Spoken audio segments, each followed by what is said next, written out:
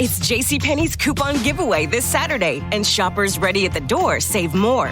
You can save $10, $100, or $500 off your entire purchase, including doorbusters. Set your alarm for 9 a.m. Saturday, December 17th to get your coupon while they last. JCPenney's Super Saturday Sale. We got your holiday. Offer good on select styles 12/17. Exclusions apply. Coupon giveaway in-store only while supplies last. Must be 18 or older. See store for details.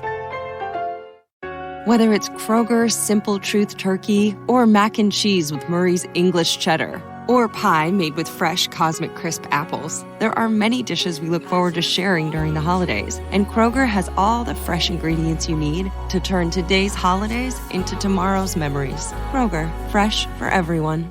Choose from a great selection of digital coupons and use them up to 5 times in one transaction. Check our app for details. Kroger, fresh for everyone.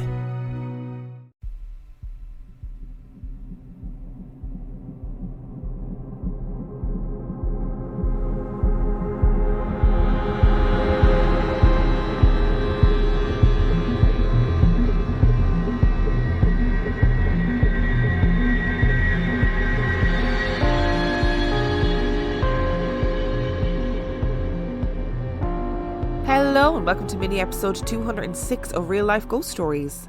And I have 3 spooky stories for you today, and the last story comes from the 13th of September 2022. And story number 1 comes from Ollie. And I believe Ollie has written in before in the story where they said they were omnitheist. So let's get into it. So I'm now aware that there are at least 3 entities in my house. My late twin, some sort of masculine parental sibling-like being, either my late grandfather on my dad's side or one of the children that my mom miscarried before she had me, and a little girl outside of my brother's room. And I shit you not, I've heard her say, "Mama? Mama?" and "Hi" before. I also would like to mention that last night while I was crafting, I got the feeling that I needed to move away from my window, and the words "silver bullets" went through my head.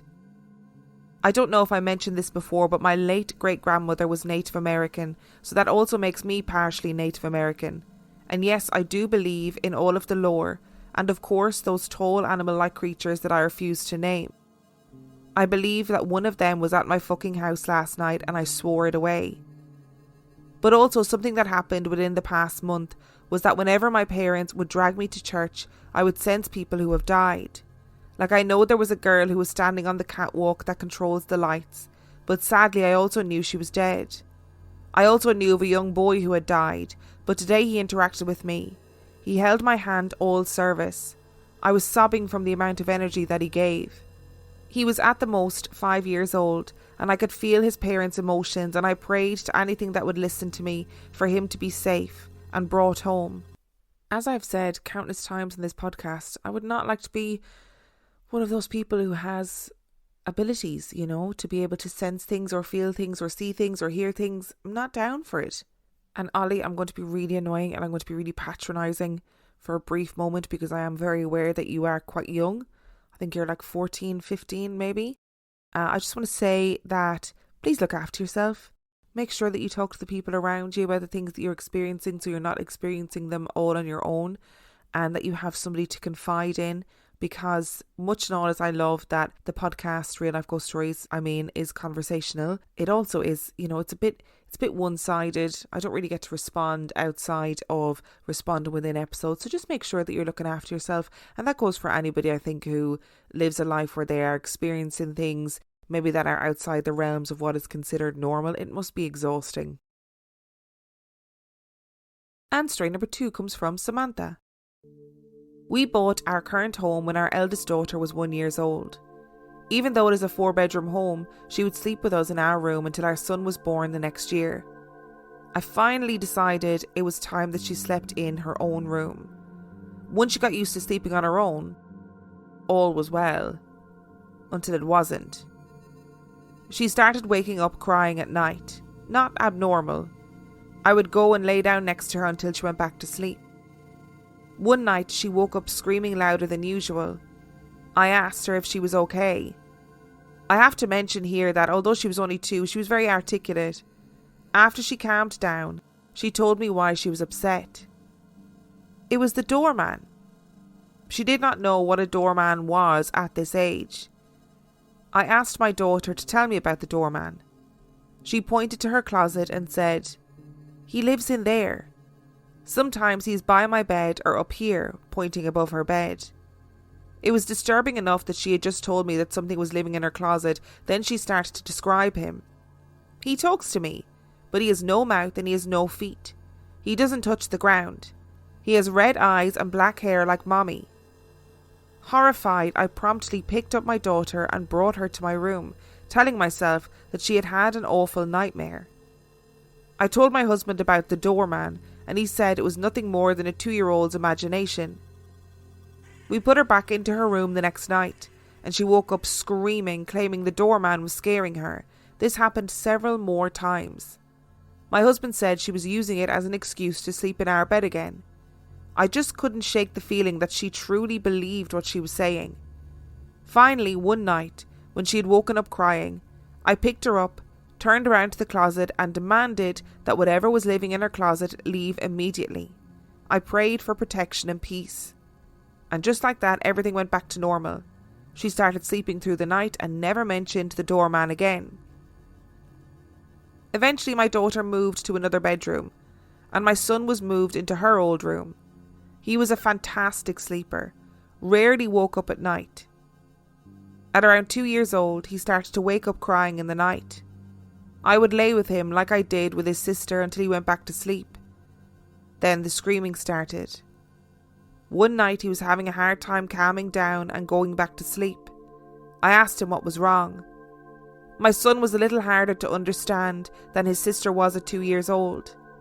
He said something that I couldn't understand, but each time I asked him, he repeated the same word. He obviously knew what he was saying. I asked him to tell me about it, and he said, "He wants me to go with him." I asked him where he was, and to my horror, he turned his head and looked at the closet. I asked him what he looked like, and he said some things I couldn't really understand. But what he said next made my blood run cold. Red eyes and black hair like Mommy. He slept with us for the next few nights. My husband, still sceptical as ever, said I led him to those conclusions. I prayed in the room again, demanded it leave our home, and the feeling in the room shifted. It felt lighter. My son never mentioned it again. 3 years later, he still sleeps in that room. All has been fine for the most part, no mention of the doorman or the like. However, about 6 months ago, he was screaming for me like I had never heard before. I ran to his room to find my 5-year-old son cowering in the corner of his bed, hands raised over his head, his whole body shaking. Terrified of something I could not see, I whisked him up and brought him to the living room, where he continued to scream for his mama. I kept saying, "I'm here, you're safe." He looked directly at me, stared in horror as if he had never seen my face before, and pushed himself out of my arms, screaming, "I want my mommy." I've never felt so helpless. He was in a dream-like state, terrified, and I couldn't comfort him because he didn't recognise me. This has gone on for 6 months now. Not as frequent as it was, but still just as terrifying. I would classify these as night terrors, because he never remembers what he saw or dreamt, just that he felt scared. I'm welcoming any tips or tricks to help with that. My youngest turns 2 in a few months, and I'm praying that our new house will be done before then so we can leave this place. For whatever reason, 2 years old seems to be the time for red eyes and black hair like Mommy. Oh no, stop. You will have to keep us updated on this one, Samantha, because I want to know if your 2-year-old starts seeing the doorman. I want to know. I know it's not good for you. I know it's not, entertaining for you, but it's entertaining for the listeners, That is terrifying though. And I mean, the first time round, pretty terrifying with your daughter saying it was the doorman, describing him as having no mouth, but he's able to talk. He doesn't touch the ground, like all those terrifying things. But then, of course, you can put it down to a 2-year-old's imagination. Of course you can. You can say, oh, they're having nightmares or whatever. But for the next child to have the same experience, that's very weird. And stories like this make me think that because of the sheer volume of stories we get about kids who see things, whatever those things are, whether they're good, bad or indifferent, are there times when kids say, for example, these two children are obviously seeing something that's in their closet, right? Or that's what we're speculating, that they're seeing something that's in their closet. Are they seeing things regularly? But things because they don't scare them, they don't really comment on them, or we just don't know they're seeing them because there's no need for them to comment on them at that particular time? Like, are they seeing things all the time? Does it happen to all children? And of course, it's only really when things scare them or things are different or new to them that they'll talk about it. So does it happen to all children or just some children? Cue us all looking at children very suspiciously from now on and always wondering, what are you looking at? Just also on the point of night terrors, I have no tips or tricks as somebody who doesn't have any children. However, I would ask that if anybody is in the Facebook group who has children with night terrors or who has experienced night terrors, please pop your tips and tricks in there. And if you want to join the Facebook group, it is RLGS Supergroup on Facebook, and there might be some interesting or useful advice in there for you. It's JCPenney's coupon giveaway this Saturday, and shoppers ready at the door save more. You can save $10, $100, or $500 off your entire purchase, including doorbusters. Set your alarm for 9 a.m. Saturday, December 17th to get your coupon while they last. JCPenney's Super Saturday Sale. We got your holiday. Offer good on select styles 12/17. Exclusions apply. Coupon giveaway in-store only while supplies last. Must be 18 or older. See store for details. Venture X from Capital One is the travel card for people always asking, where next? You earn 10x miles on hotels and rental cars, and 5x miles on flights booked through Capital One Travel, and 2x miles on everything else you buy with Venture X. Plus, receive premium travel benefits like access to over 1,300 airport lounges. The Venture X card from Capital One. What's in your wallet? Terms apply. See CapitalOne.com for details. It's Macy's one-day sale with great deals of the day, just in time for the holidays. Like 60 to 65% off Effie Fine jewelry, 60 to 65% off coats the whole family will love. And get 20 to 60% off Toys R Us favorites from Barbie, Paw Patrol, Discovery, and more. Plus, everyone gets $10 in Macy's money for every $50 spent. Going on now at Macy's. Savings off sale and clearance prices. Exclusions apply. And story number 3 comes from Milli. My nan died at 10:15 a.m. on the 21st of October in 2016. She was my absolute favourite person, and her death devastated me. She was quite literally the glue that held my mum's side of the family together, and since she has died, it has just been a shit show of fighting, betrayal and falling out between family members. In a way, I lost more than just my nan that day. Nan had been sick for a long time. She had open heart surgery in 2000 and struggled with many other health conditions after that. Even though she was so sick, in my eyes she was going to live forever. In the last few months of her life, her health deteriorated quickly. The last week or so, she was on the highest dose of morphine and wasn't conscious. The weeks before my nan died were incredibly hard. She was in an enormous amount of pain, and it was really quite traumatizing to see her in that state. While she was still in the hospital, and again when she moved to the nursing home, she continued to mention that her son was waiting for her. Her son, my uncle, died before my mum was born when he was only 14 months old. She also spoke about seeing her parents waiting for her as well.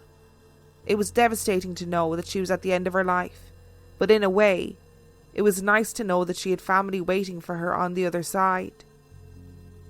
In the days before my nan's death, my mum and I went to see a family friend who was a psychic. Mum had a private conversation with her, and while I don't know for sure what they talked about, I'm sure my mum was asking how long my nan had left. We finished up and headed back to the car. I reached for the door handle of the driver's side door, and it opened slightly before meeting resistance. I thought this was odd, but tried again and could not get the door to open more than a couple of centimetres. By this point, my mum was asking why I hadn't gotten into the car yet, and I told her that I couldn't open the door. Mum had a look at the door from the inside of the car and couldn't see anything it was caught on, so we were at a loss as to why it wouldn't open. It was the craziest thing, but it dead set felt as if someone was inside the car holding the door closed with all their strength. Only there was no one there. Mum even came around and tried to open the door as well, but couldn't get it to budge either, and we were yanking on that thing with all of our strength.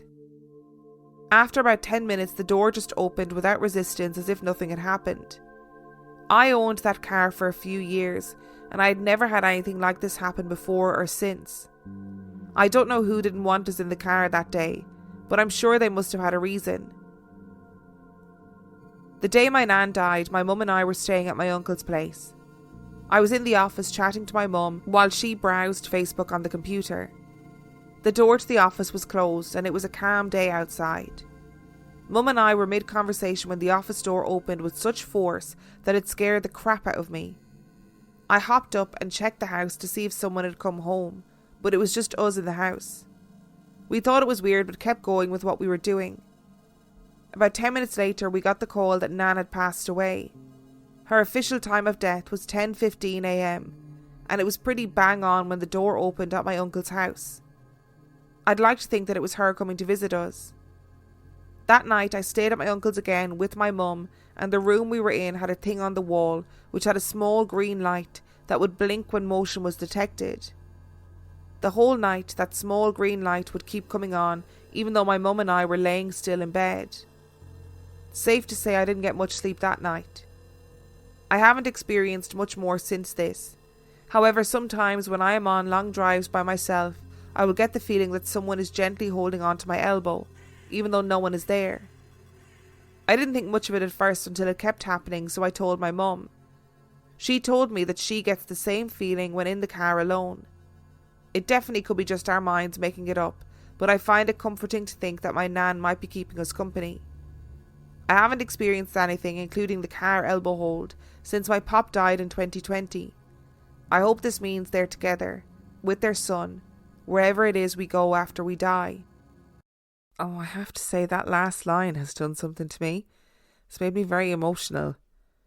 I hope that's, considering you haven't experienced anything since your pop died, I hope it does mean they are together. And just to say as well, people ask me all the time if I get emotional about stories. I just had to pause recording there to give myself a little bit of time to get myself together, because that last line has made me very happy. Like, nice emotional, happy emotional, you know, to think that they're together with their son after all that time. That's a lovely thought. And it's like I always say, if you get comfort from those things that are happening, if you feel like that is your grandmother, then it is your grandmother. That's what's important. And I hope that while those things happening gave you some comfort at the time, that them also not happening brings you lots of comfort too. Thank you so much for listening to today's episode. Thank you to Ollie, Samantha and Milli for sending in your stories. Remember, the last story came from 13th of September 2022. If you would like to send in your story, you can email it to reallifeghoststoriespodcast@gmail.com. You can also check out the website reallifeghoststoriespodcast.com. And if you are desperate for extra content, you can sign up to patreon.com/reallifeghoststories, where for $5 a month or $2 a month, you get access to heaps of extra content, as well as every single main and mini episode completely ad-free. And on that note, I shall see you next time.